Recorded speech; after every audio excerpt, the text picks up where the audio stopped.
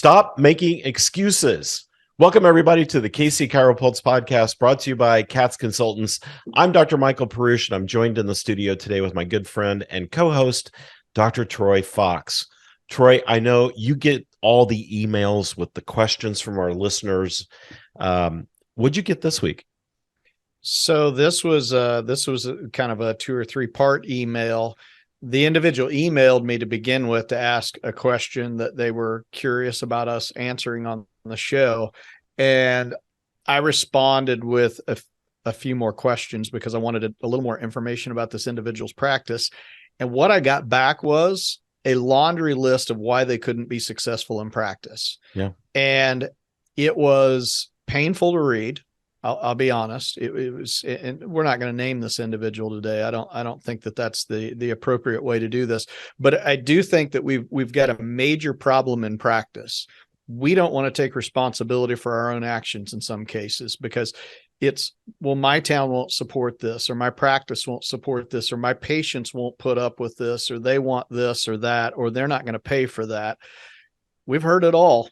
Yep. You know, and I get if you're charging $1,500 for a 1 to 2 region adjustment with no therapy, and you're not, and the rule is the patient can't speak to you while they're getting adjusted. Your practice probably won't survive that way. I get that one. So that one, I agree with you. You probably can't do that in your town. But when it comes to normal chiropractic practice, and it comes to patient education, and it comes to short treatment schedules for patients to alleviate pain, moving patients into wellness models, those are things that happen all over the United States. And your town is not the only town in the United States that won't support that. Correct. I think part of that, and we can talk a little more, I'm going to let you step in, but I'm going to say that a lot of this is an education issue with your patients. Point Correct. blank.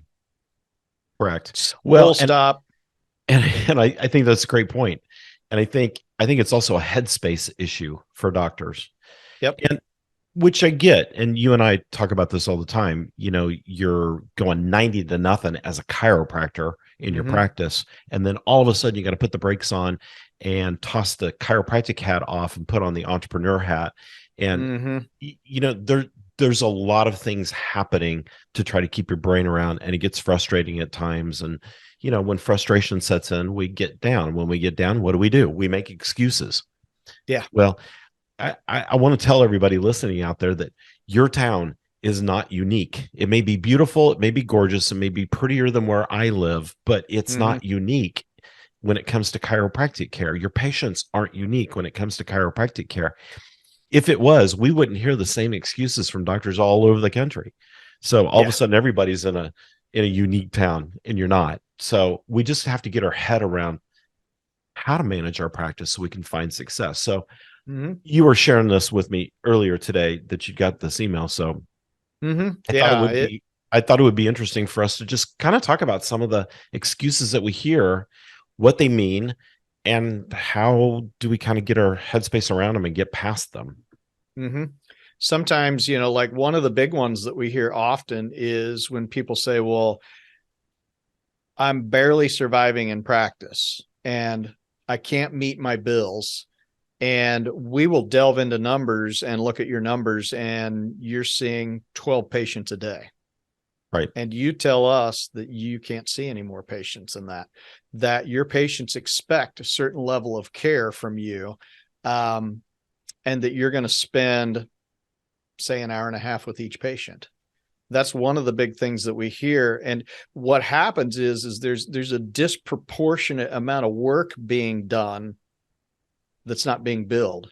And that's something that we look at often, in that maybe you're billing just for an adjustment, but yet you're doing an hour's worth of soft tissue work. And that may be, a big, but we've actually heard that before. We've actually seen folks that want to practice that way, but there's a disconnect between practicing that way and actually getting paid enough to survive. Well, that's absolutely right. You know, we have to think about simple economics, and that's kind of, in a lot of ways, that's all business really is. It's just simple economics, supply and demand.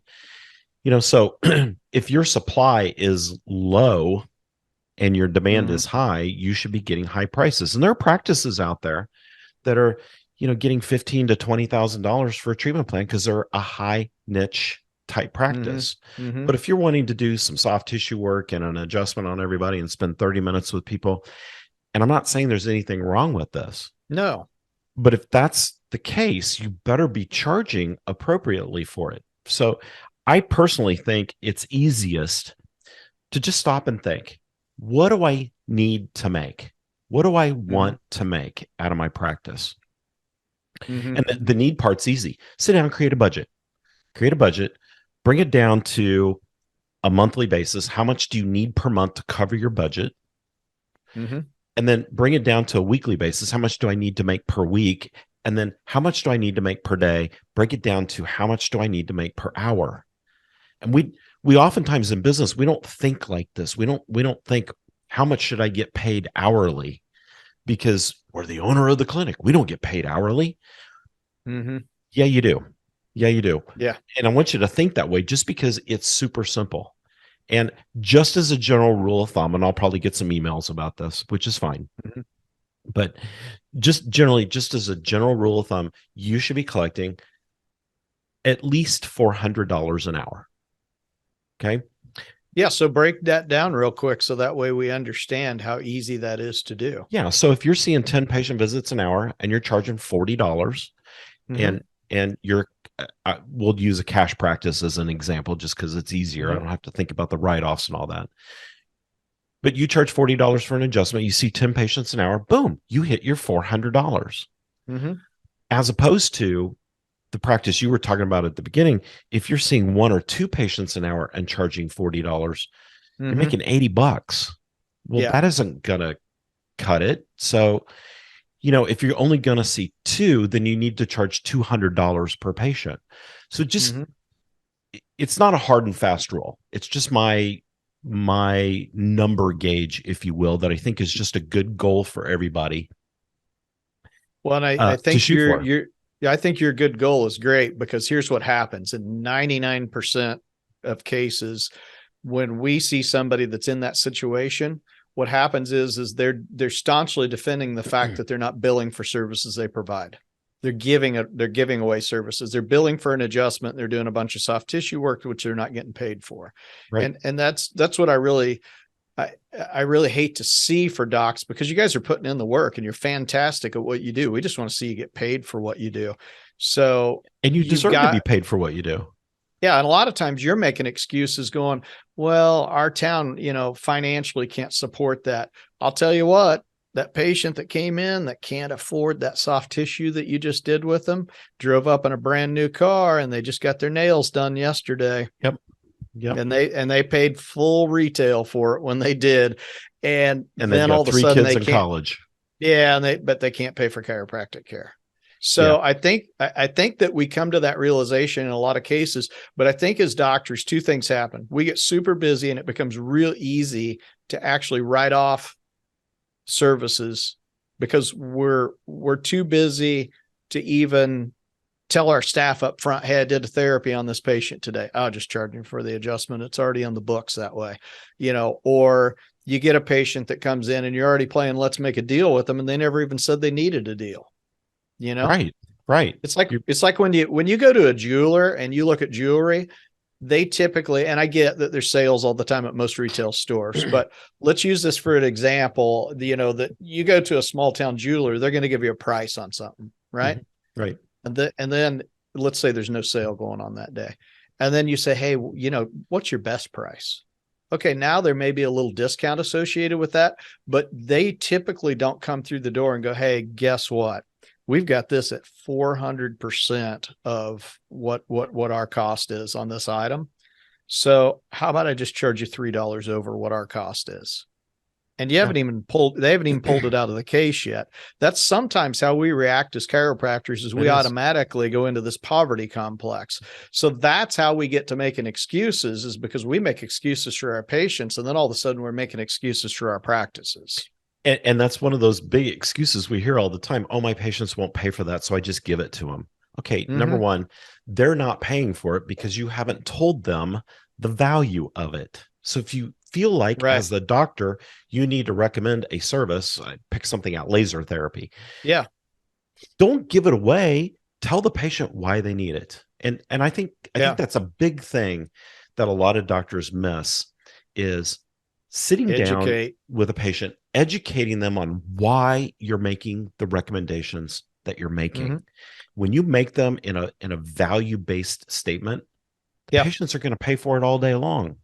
And don't be afraid to tell them, because you need to tell them anyway legally. So there's 2 steps here. Number one, don't give it away, because in certain instances that's considered enticement. Yep. And you run into legal problems. Yep. Here's the other end of the equation. And here's a great statement.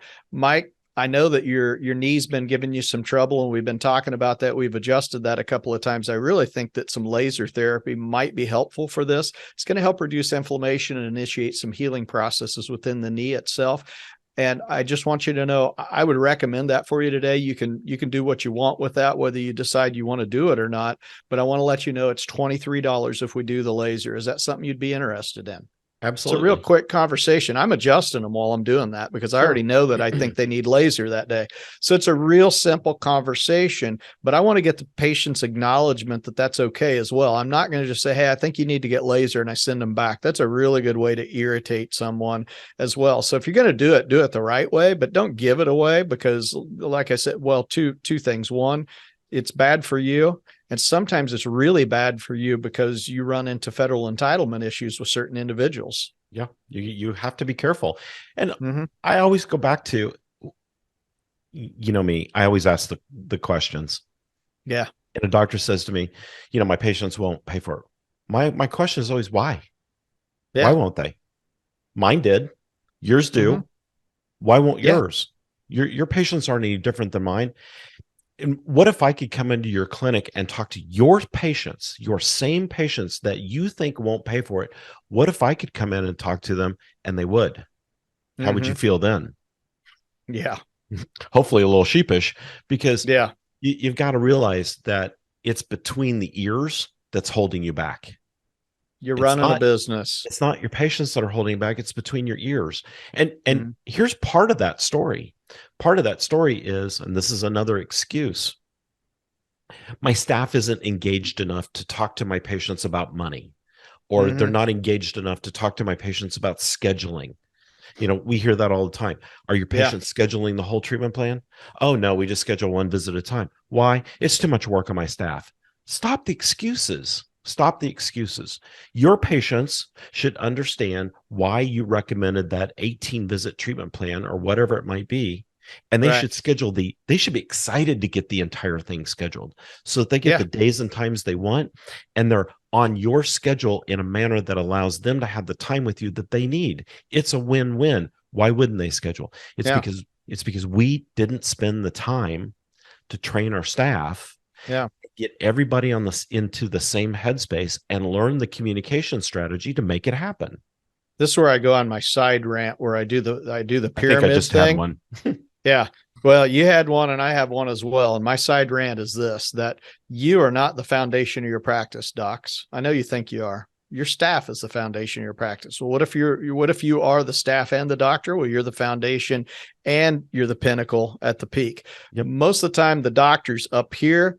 The foundation is below you that makes the whole machine run every day. So absolutely, your staff needs to be well trained. And that's something that we talk to a lot of clients about. We have a full library of information for not only our clients, but staff. And then on top of that, with our higher tier program for our clients, we also offer CA certification, where they actually go through classes. They learn all the things that we're talking about so they can kind of crack the whip and keep you in shape, docs. And they have their own coach. And they have their own coach. And so it's not you coaching them. It's not you teaching them what they need to do in the practice. I like that a lot. And sometimes that gets rid of a lot of excuses, because guess what, doc? If you have a poverty complex, but yet you've got your fees set and your front desk doesn't, they'll handle it for you. You don't need to worry about it. Just keep your mouth shut. Do what you do. Tell them it's an additional $23 for laser, and staff will handle it up front. Yep. That way you can stay out of it, because what you do is you doctor. That's right. You're not an accountant. Doctors don't talk about money. Nope. You shouldn't be. You can tell them what it costs, but then that's it. We don't need to. We don't need to have a financial hardship discussion while I'm adjusting you. You know what's funny about that? I would have patients ask me all the time, what's the laser cost or what's the supplement cost? My pat answer was, I don't know. Ask the girls up front. I have no idea. And I do it a little bit. I do it a little bit differently because I do know what three of the major therapies, but sometimes like there might be an exam charge and they're like, what is that? And I'm like, I'm not sure how much that is. Let's ask the girls up front. But when it comes to like some of the minor therapies, I'm like, yeah, I know exactly what this costs. So, but yeah, most of the time it is better to let the staff handle it up front. Right. So yeah. And caveat there, we both called them girls. We're not trying to be sexist. It's just born out of habit. And most of us have female staff. Well, yeah. And I say that in the most endearing way before we get ourselves in trouble, but I don't have any males, so there are no guys. It's just girls that work for me, and they do a fantastic job. They are the lifeblood of the practice. So, don't make excuses to just put them into a position where they're just assigned tasks to do every day. Get them engaged, get them trained, have those conversations on a constant basis so that everybody continues to learn. And training is one of those invaluable investments that you can make in your practice. And I see so many doctors coming up with so many excuses of why they can't do it. Oh, we don't have time. It doesn't work. Stop making excuses. I can't say that enough. Yeah, absolutely.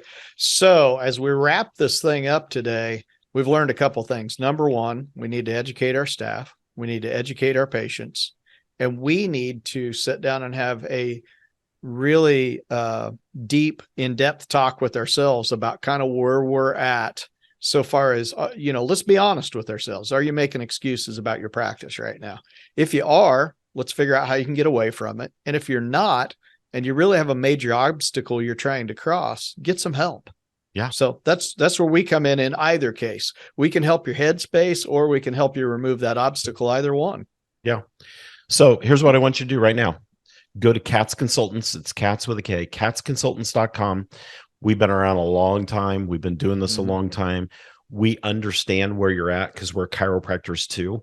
Yep. So jump on our website. If you want, you can schedule a breakthrough call. Let's talk about your practice. We do that for free just because we like talking to docs and we like giving back to the profession. So we're here to help.